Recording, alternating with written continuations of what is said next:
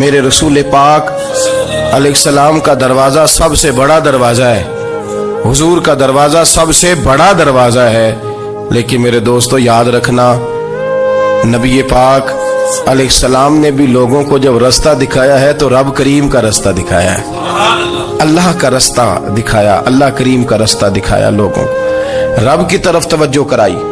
میرے رسول کریم سید عالم صلی اللہ تعالی علیہ وسلم نے لوگوں کی اللہ کی جانب توجہ کرائی اور لوگوں سے یہ کہا کہ وہ اپنے رب کریم کی جانب اپنا ذہن رکھیں، اپنی توجہ اپنے اللہ کی جانب مبذول کریں۔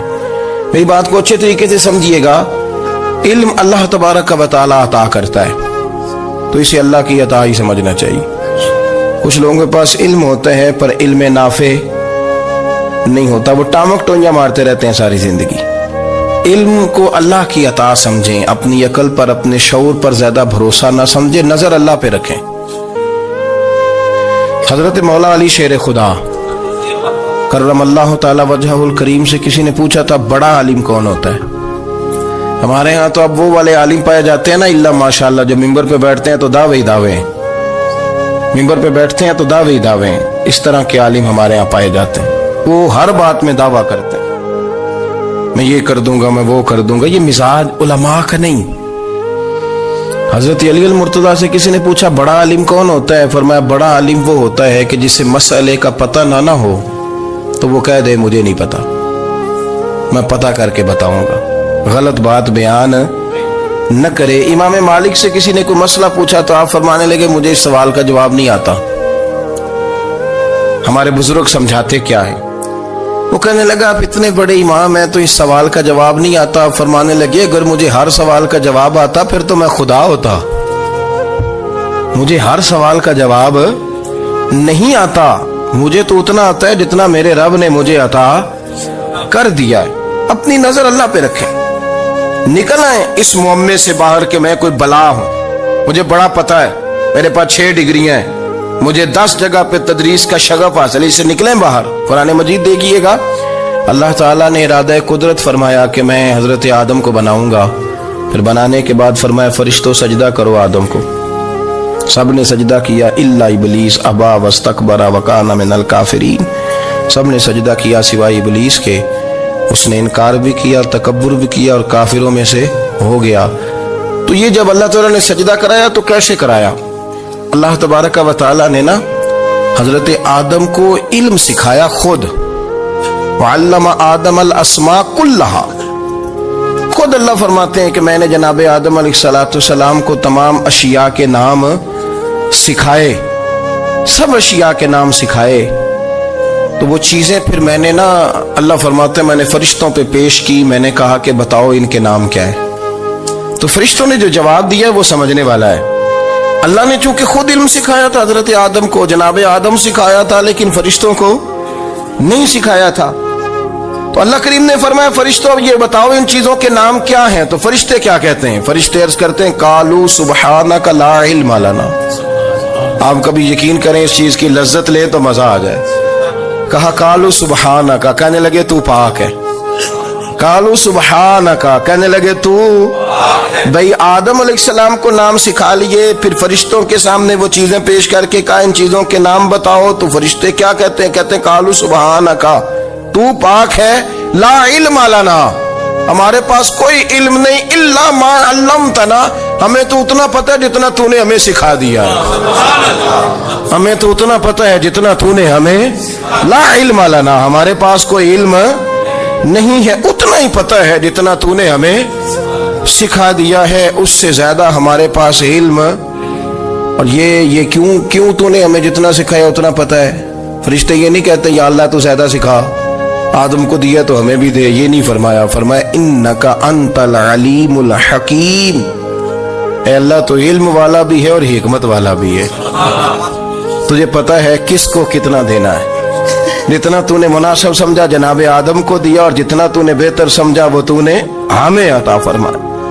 تو اگر آپ کے پاس علم ہے، کہیں نالج ہے، اس کو اللہ کی عطا سمجھے۔ ہمارے ہاں بہت سارے لوگ بن کے بیٹھ جاتے ہیں، میں اکثر کہتا ہوں کہ پھر وہ دعوے کرتے ہیں میرے علاقے والے جاہل ہیں، میرے شہر والے جاہل ہیں، میرے خاندان والے پڑھے نہیں، ये आपका दावा है, ये आपको खराब कर देगा। हमने बहुत सारे ऐसे लोग देखे जो बहुत बड़े आलिम थे, लेकिन अल्लाह जब लेने पे आया तो अकल ही ले गया, शऊर ही चला गया, हाफिजे खत्म हो गए। आप देखते हैं बुढ़ापे में कुछ लोग ऐसे होते हैं कि जिनको ये भी याद नहीं रहता कि मेरा नाम क्या है, मैं कहाँ हूँ, मुझे किधर जाना है। तो उस वक्त से अल्लाह की पनाह मांगे और अपनी नजर अपने रब करीम की जानिब रखें, अल्लाह की जानिब अपनी नजर को मबजूल रखें। दूसरी बात, इल्म के बाद एक चीज आती है जिसका नाम है हिदायत, जिसका नाम है तकवा, जिसका नाम है परहेजगारी, जिसका नाम है अमल, इबादत, रियाजत। ये भी उसी वक्त ही नसीब होती है जब मेरा रब करीम नसीब फरमा देता है। हमने ना नेकी का अपना अपना स्टेटस बना लिया है, अपना अपना म्यार बना लिया है। कुछ लोग कहते हैं कि जनाब मस्जिद में सीमट का तोड़ा देने से बेहतर है किसी गरीब को आटे का थैला दे दो। अब उसने अपना मिजाज बना लिया ना नेकी का, उसने अपना स्टेटस बना लिया। मेरा ये सवाल है कि नबी पाक सल्लल्लाहु तआला अलैहि वसल्लम जब मदीना शरीफ आए थे तो हुजूर ने सबसे पहले गरीबों में आटा तकसीम किया था कि सबसे पहले मस्जिद बनाई थी? क्या अजीब लोगों का रंग है, अपनी मर्जी की हिदायत, अपनी मर्जी का तकवा, अपनी मर्जी का मेयार। मस्जिद कोई बड़ा छोटा खतीब भी मेरी तरह का हो ना, तो वह मस्जिद में बैठ के जब नबी पाक की बात करता है तो कहता है मेरे रसूल पाक गरीबों का सहारा बन के आए। वो गरीबों की बात करता है, मिस्कीनों की, लाचारों की, कमजोरों की बात। तो मस्जिद ही तो वो इदारा है जहां से गरीबों की बात हो रही। तो अब लोगों ने गरीब को और मस्जिद को लड़ाना शुरू कर दिया। इसको लड़ाओ कि मस्जिद में पैसे देने से बेहतर है आप गरीब को आटे का थैला दे दे। आप ये क्यों नहीं कहते कि मस्जिद में भी आप तोड़ा दें एक सीमट का और साथ गरीब को भी खिदमत करें? ये क्यों नहीं तकवा? अपनी अपनी मर्जी का मिजाज, अपनी अपनी। कुछ लोग कहते हैं छोड़ो जी, सारी जिंदगी इंसान नमाज पढ़ता रहे और फिर गालियां भी देता रहे, बंदा दाढ़ी भी रख ले और झूठ बोलना भी ना छोड़े। तो ये आपने अपने पास से तकवे का मेयार बनाया। गाली देने का गुनाह है और दाढ़ी रखने का सवाब है। तो अगर आप दाढ़ी रखे हुए हैं और आप कोई गलती कर रहे हैं तो उससे आपकी दाढ़ी का सवाब खत्म, अल्लाह करे आपको समझ आए मेरी बात। आप कोई गलती कर रहे हैं, दाढ़ी का सवाब उससे खत्म, वो अपनी जगह पे कायम है चीज। अपनी मर्जी का क्यों तकवे का मेयार बनाते हैं? तकवे का मिजाज अपनी मर्जी का ना बनाओ। अल्लाह की बारगाह से दुआ मांगो कि या अल्लाह हमें हिदायत का नूर अता फरमा, अल्लाह तू हमें रास्ता दिखा, तू बता कि हिदायत क्या है। तो रब फरमाता है अल्लाहु वलियुल लजीना आमनू, अल्लाह मोमिनों का मददगार है। युखरिजुहुम मिनज़्ज़ुलुमाति इलन नूर, वो इन्हें अंधेरों से निकालता है और नूर की तरफ रोशनी अता फरमाता है। अंधेरों से नूर की तरफ अल्लाह लाता है। अल्लाह वली, अल्लाह मोमिनों का वली है, वो इन्हें अंधेरों से नूर की तरफ निकालता है। हिदायत हमेशा अल्लाह की तरफ से समझे। जब वो नमाज की तौफीक देता है तो अपने फजल से देता है, जब वो जिक्र की तौफीक देता है तो अपने फजल से। हम समझते हो जी फलाना नहीं पढ़ रहा, बड़ा बेवकूफ है, फलाना नहीं पढ़ रहा, तो तू क्या अपनी अकल के तौर पे पढ़ रहा है? मैं जी अल्लाह के फजल से 2 पारे पढ़ता हूं, तो किस पे एहसान करते तू 2 पारे पढ़ के रोया कर। तो अगर मालिक तू बड़ा करीब नहीं, बड़े लोग हैं जिनको पूरा कुरान हिफ्ज़ है पर उन्हें पढ़ने की तौफीक नहीं, तूने फजल किया और मुझे तौफीक दे दी है पढ़ने। रोया कर, पढ़ के रोया कर, राती सारी कर कर जारी, ओ नींद अखा थी धोंदे ते फजरे ओही गुनाहगार कहावन सब तो नीवे होंदे। मेहरबानी करें, डरें, नेकी करें तो फिर डरें, फिर एहसास पैदा करें, फिर अपने अंदर वो कमजोरी लाएं, कहें तौबा तौबा मुझे तो पता ही नहीं, तो जानता ही नहीं। हजरत सैयदना इमाम आजम अबू हनीफा रहमतुल्लाह ताला अलैह के साथ एक शख्स कहता मैंने नमाज पढ़ी, तो इशा की नमाज थी। ये जो लोग बड़े होते हैं ना, इनके प्यार करने वाले बड़े होते हैं, उनके गिर्द खौफ भी बड़ा ही होता है, उन्हें बड़ा डर लगता है, बड़ी बाज़ोकात आजमाइश होती है उनकी।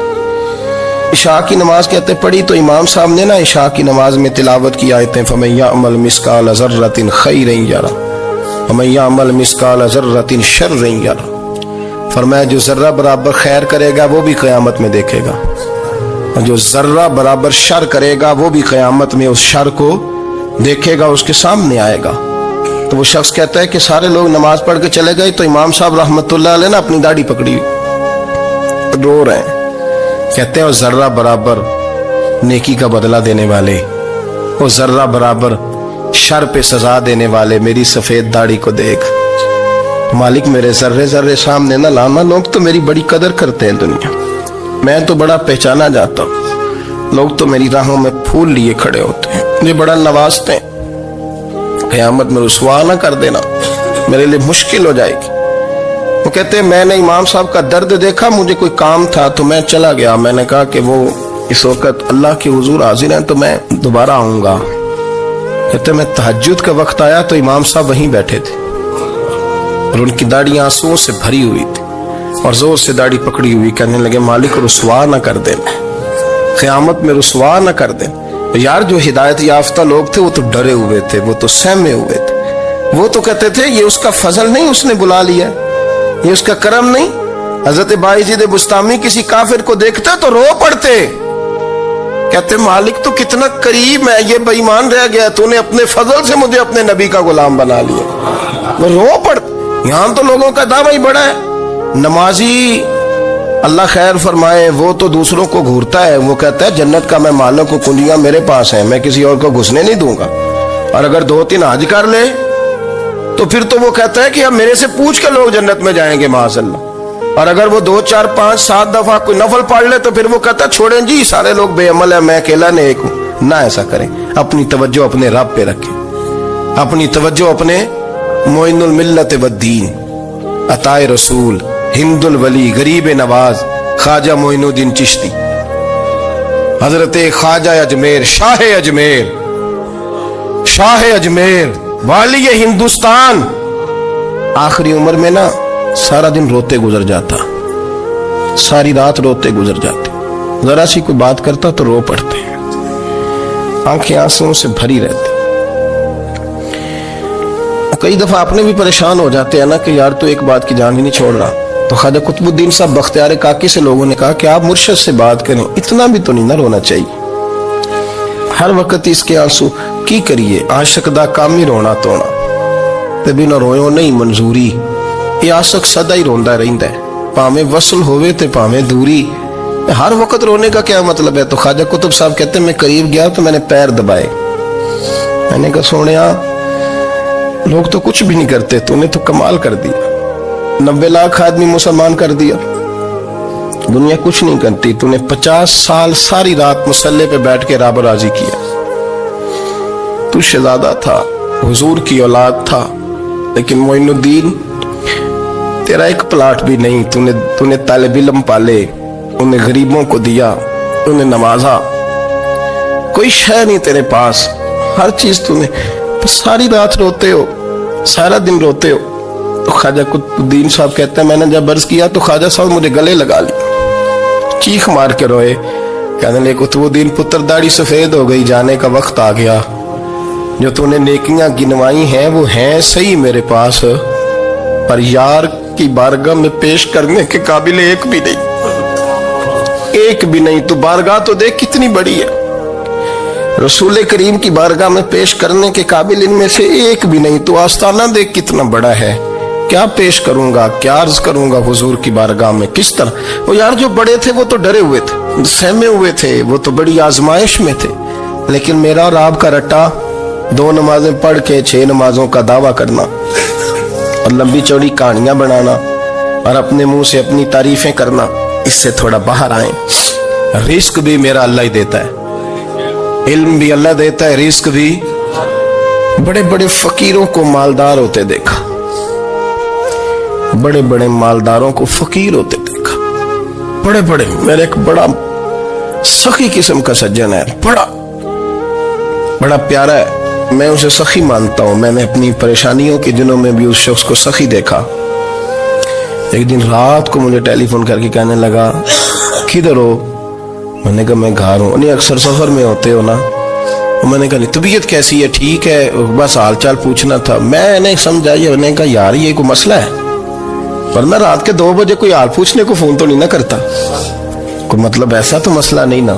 تو میں نے بیک کال کی, میں نے کہا یار میری بات سن, مسئلہ کیا؟ کہ نہیں کچھ نہیں دل کر رہا تھا. میں کہا میری گل سن, رہے ہیں اسی 4-5 سال کٹھے, میں تین جاننا, اصل بات کر. کہنے لگا مکان بھی بڑا ہے, سارا کچھ ٹھیک ہے, پر وہ بڑا ہی بے نیاز ہے. کچھ حالات اس قسم کے آ گئے ہیں کہ لوگوں کو بتاؤں بھی تو لوگ ماننے کو تیار نہیں.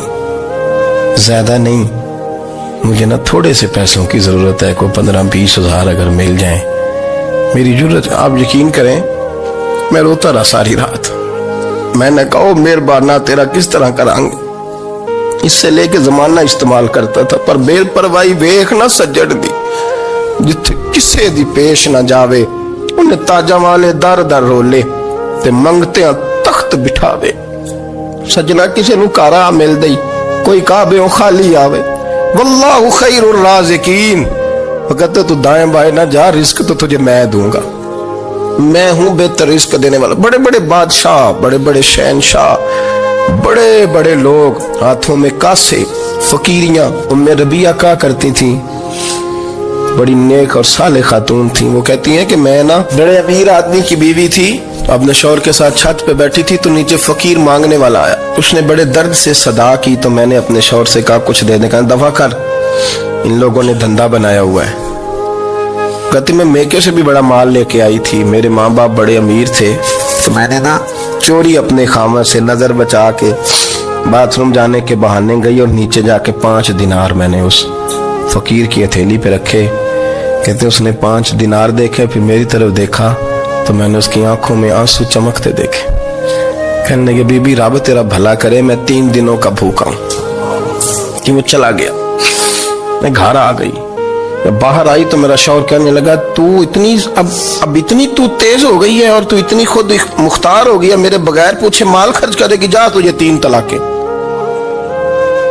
کہتی میں بالدار اور وزادار باپ کی بیٹی تھی, طلاق لے کے گھر آئی تو میرا باپ ٹوٹ گیا, چارپائی پہ چلا گیا. اوہو یہ کیا بن گیا. کہتی بڑی تکلیف رہی. 1-2 سال کے بعد میرے ابا نے میری شادی کر دی. اب جس شوہر کے پاس گئی وہ بڑا نیک تھا, پرہیزگار تھا, اللہ نے بہترین صلہ دیا. کہتی چھت پہ بیٹھی تھی, دروازے پہ فقیر آیا, میں نے شوہر سے کہا کچھ دے دوں. کہنے لگا 5 نہ دینا, 15 دینا, 20 دینا, میں فقیر ہوں, میں نے فقر سے دولت دیکھی ہے, اسے خالی نہ لوٹانا. کہتی ہے کہ میں نیچے گئی اور جب میں نے اس کی طرف دینار بڑھائے تو میری چیخ نکلی, پیسے پھینک کے میں بے ہوش ہو کے گری. میرا شوہر نے آ کے اٹھایا, اندر لے گیا, پانی منہ پہ چھڑکا. کہنے لگا تجھے کیا ہوا؟ کہنے لگے یہ جو مانگنے آیا یہ میرا پہلا شوہر تھا, وہی تھا جو کہتا تھا کہ تو 5 دینار دے آئیے, جا تجھے 3 طلاقیں. پڑھو نا حدیث پاک. میرے نبی پاک علیہ السلام نے فرمایا ایک بندہ گنجا تھا. گنجا, کوئی ترتیب آگے پیچھے ہو جائے تو مفہوم کے لحاظ سے, لیکن میں مفہوم اس کا واضح کرتا ہوں. ایک گنجا تھا, کوئی شے نہیں تھی, سر پہ بال بھی نہیں تھے, رویا کرتا تھا. اللہ تعالیٰ نے فرشتے کو بھیجا, تجھے کیا چاہیے؟ تو کہنے لگا بال آ جائیں اور تھوڑا مال آ جائے. فرشتے نے ہاتھ پھیرا تو بال بھی آ گئے, تو بکریاں بھی آ گئیں, لائنیں لگ گئیں, مال ہی مال ہو گئے. دوسرے کے پاس گیا, وہ کوڑا تھا, اس کو جا کے کہا کیا چاہیے؟ کہنے لگا شفا ہو جائے اور کچھ اللہ تعالیٰ آسانی کر دے. شفا بھی ہو گئی, گائیں بھی دے دی, بھینسیں بھی دے دی, مال ہی مال ہو. پھر ایک کے پاس گیا, وہ اندھا تھا, تجھے کیا چاہیے؟ اس نے کہا آنکھیں مل جائیں اور کچھ ساتھ اللہ مال دے دے. اونٹ ہی اونٹ ہو گئے. جب بڑا نواز دیا تو پھر مالک نے امتحان لینے کا ارادہ کیا. یاری تیری سونا ہے اور آزمائشاں بھی تیریاں آگ, آزمائشاں تیریاں, صحیح کہہ رہا ہوں, آزمائشاں تیریاں, یاری تیری سونا ہے اور آزمائشاں تیریاں. یہ سونا پرکھیا جامدائی, پہلو نال لگاں دے لگ. اللہ نے فرمایا آزمائش کرو. سب سے پہلے گنجے کے پاس آئے, اسے کہا اللہ کے رستے میں کچھ دیکھا نہیں لگا, میرے خرچے ہی بڑے, دیکھو تو صحیح کتنی مشکل میں وقت گزارتا ہوں, حال ہی کوئی نہیں. تو اس نے کہا میں نے تو سنا ہے تو گنجا اور بھوکا ننگا تھا. کہنے لگا میں تو جدی پشتی رہی سے اعظم ہوں, تو یہ کس پاگل نے کہا ہے بھاگ جا. اس نے کہا اچھا جیسے تو تھا ویسے ہی ہو جائے. کھیت کھلیان اجڑ گئے, پھر سے گنجا ہو گیا. حضور علیہ السلام فرمانے لگے, پھر وہ اس کے پاس گیا جو کوڑا تھا, اسے کہا کچھ دے. کہنے لگا خرچے ہی بڑے, अब पूछ लें किसी अमीर आदमी से, कहेगा चक्की के नीचे हाथ है मेरा, मेरे से ज्यादा तो परेशान बंदा ही कोई नहीं। क्या बताऊं आपको, इतना टैक्स है, इतना जुर्माना है, फलानी शय, बड़ा कुछ गिनवाते हैं लोग। उसने कहा मैंने तो सुना तो पहले कोड़ा था। उसने कहा अच्छा दौड़ जा, मैं तो रईस आजम हूं, दादा भी परदादा भी और सारी नस्ल ही। उसने कहा अच्छा जैसे तू था वैसे ही हो जाए।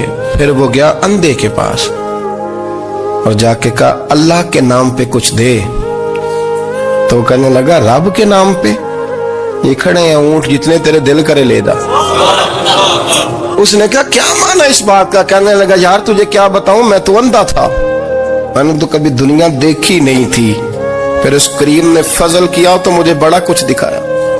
मैं क्या बताऊं, मेरा दिल कर रहा है कह दूं कि फिर उसने काबा दिखाया, फिर उसने रोज़ा रसूल दिखाया, फिर उसने रियाजुल जन्ना के सजदे दिखाए, फिर उसने अपने महबूब के दरवाजे की रौनकें दिखाई। उसने बड़ा कुछ दिया, उसने बड़ा नवाजा। मेरे पास तो शायद मैं बदकार पुराना खादम, किसे दर मिली न टोई, एते वासफ यार ने नजर जो की थी, फिर वासफ वासफ ही होई। ये तो उसका करम हुआ। तो ये वो कहने लगा तू अल्लाह के नाम पे जान मांग, मैं वो भी देने को तैयार। मेरे पास तो शय कोई नहीं थी, मुझे तो अपना पता है, मैं तो कोई शय नहीं था, कुछ नहीं था मेरे पास। ये तो उनका करम है कि रुख इनका उधर है। और मुख्तसर सी मेरी कहानी है, ये जो भी है उनकी मेहरबानी है। तो वो कहने लगा मैं भी कुछ लेने नहीं आया था, तेरी आजमाइश ही करने आया था। तेरी इज्जतें भी सलामत रहेंगी, तेरा माल भी सलामत रहेगा, तेरी शिफा भी। अपनी जिंदगी में कभी भी अल्लाह की बारगाह से तवज्जो इधर उधर ना करें, छोड़े लोग क्या कर रहे हैं, दुनिया क्या कह रही, कभी भी अपनी तवज्जो दाएं। हमारा ये मसला बन गया कि हमारी सियासत है, हमारी दुनियादारी है, हम बंदों को राजी करना चाहते हैं। हम देखते हैं कौन किस तरह, और आप यकीन करें आप थक जाएंगे, बंदे राजी नहीं होंगे, वो नहीं राजी होते। आप इनको मना के लाएंगे तो इधर वाले निकल जाएंगे, इधर को मनाएंगे तो इधर वाले निकल जाएंगे। इस चक्कर से बाहर आए, उस रब को राजी करें जो फरमाता है इन्नल्लज़ीना आमनू व अमिलुस्सालिहाति सयजअलु लहुमुर रहमानु वुद्दा।